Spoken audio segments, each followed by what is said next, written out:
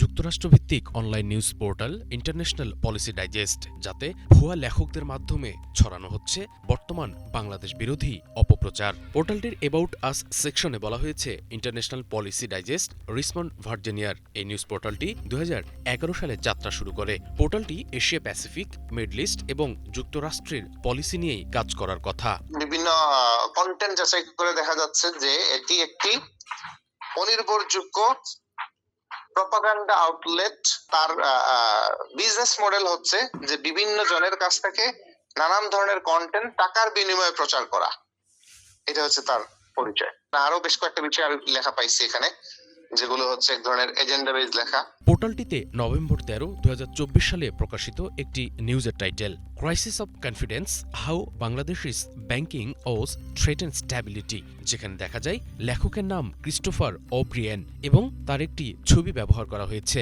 অথচ এই ব্যক্তির আসল নাম টিম জেরিস। তিনি ড্রিম আইটি গ্লোবাল নামে একটি আন্তর্জাতিক মার্কেটিং এজেন্সির প্রতিষ্ঠাতা সিইও। সেপ্টেম্বর 3, 2024-এ প্রকাশিত আরও একটি প্রতিবেদনের শিরোনাম, is বাংলাদেশিস transition south Asia's Arab spring movement, লেখক থমাস অ্যান্ডারসন। অথচ তার ছবির দেখা মেলে বিখ্যাত ফটো এবং ভিডিও সরবরাহকারী সাইট শাটারস্টকে।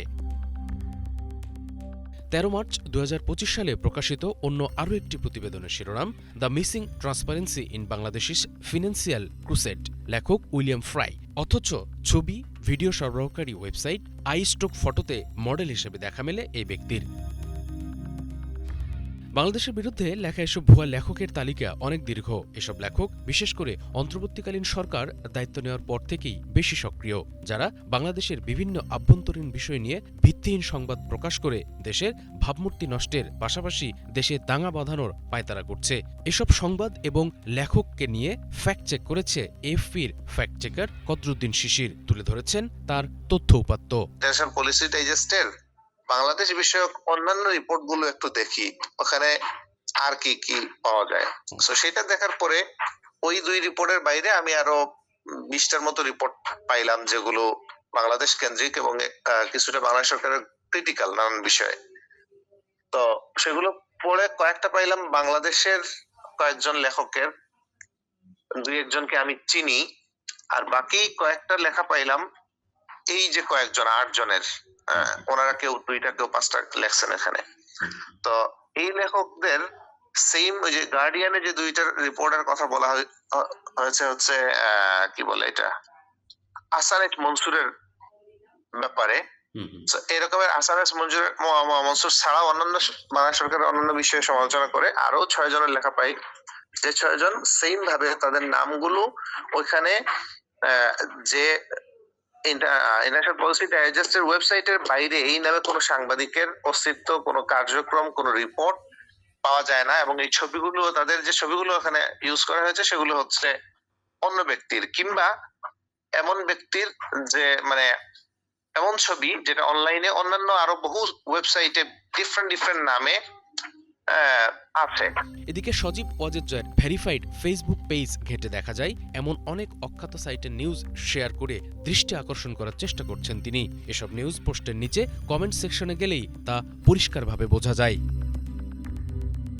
পাচার করা বিপুল অর্থ বিনিয়োগের মাধ্যমে আওয়ামী লীগ বিদেশি শক্তির সহায়তায় দেশ বিরোধী প্রচারণায় লিপ্ত। অর্থের বিনিময়ে বিদেশি মিডিয়া ও কিছু আন্তর্জাতিক সংগঠনের সঙ্গে যোগ সাজশে আওয়ামী লীগ এক ধরনের ধোঁয়া ধরার চেষ্টা করছে। তারা বিদেশি প্রকাশনা ও নিউজ মিডিয়াগুলোকে প্রভাবিত করে ইউনূস সরকারের বিরুদ্ধে উদ্দেশ্যমূলক রিপোর্টিং করে আন্তর্জাতিকভাবে বাংলাদেশের ভাবমূর্তি ক্ষুণ্ণ করার চেষ্টা করছে।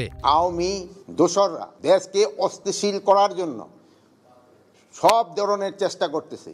যেহেতু তারা প্রচুর টাকা দেশ থেকে স্থানান্তর করেছে, ওই টাকা তারা এখন ব্যবহার করছে। একসময়ের আওয়ামী লীগের থিঙ্ক ট্যাঙ্ক খ্যাত সিআরআই বর্তমানে বাহ্যিক উপস্থিতি না থাকলেও দেশ বিদেশ থেকে নানা অপপ্রচারে লিপ্ত এই প্রতিষ্ঠান। এবং গ্রাউন্ড লেভেলে নেতাকর্মীরা ছিল যারা শুধুমাত্র অনলাইন ভিত্তিক চর্চাগুলোই করবে। এবং যদি আমি ভুল না করি, শুধুমাত্র এই 2024 সালে ওরা 200 কোটি টাকা বরাদ্দ দিয়েছিল শুধুমাত্র এই সিআরআই এর ডেভেলপমেন্টের জন্য। এই সিআরআই কিন্তু একটা চাঁদাবাজ প্রতিষ্ঠান ছিল এবং তাদের একটি চক্রের মধ্যে দিয়ে তাদের কার্যক্রমগুলো আবির্ভূত হতো।